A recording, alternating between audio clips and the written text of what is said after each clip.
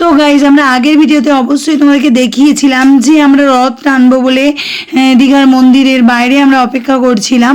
তো সেখানে আমরা চান্স পাইনি, অনেকক্ষণ থেকে অপেক্ষা করে করে আমরা জগন্নাথের মাসির বাড়ির দিকে চলে আসলাম।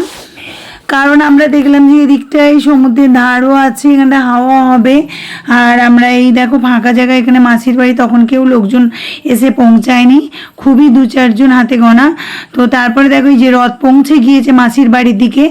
তো আমি তো দেখতে পেয়ে যে ওখানে সোনার ঝাঁটাতে ঝাঁট দেওয়া হচ্ছে, তো আমি তো খুব খুশি আপ্লুত হয়ে গিয়ে ছুটে চলে গেলাম যাতে আমি ঝাঁটটা দিতে পারি আর ওটা আমি স্পর্শ করতে পারি। তো দেখো আমি চলে এসেছি এখানে, আমাকে দেখতেই পাচ্ছ তোমরা। তো আমি একটু ঝাঁট দিয়ে দিলাম প্রভুদের হাত থেকে ঝাঁটাটা নিয়ে। তো আমার মন তো শান্ত হয়ে গেল। তো শান্ত হয়ে গেল, আমি এতটুকু কাজ এই এত বড় কাজ একটা করতে পেরেছি, এতে আমি খুবই ধন্য হয়ে গিয়েছি।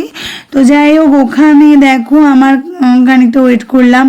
আমি ওনাদেরকে রিকোয়েস্ট করেছিলাম যে আমাকে পুরোটা ঝাড় দিতে দেওয়া হোক, কিন্তু আমাকে দিতে দেওয়া হয়নি। তারপর আমি ওখান থেকে চলে আসলাম।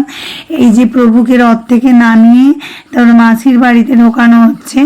দেখো কত লোকজন ভর্তি হয়ে গিয়েছে, এতক্ষণ পর্যন্ত ফাঁকা ছিল।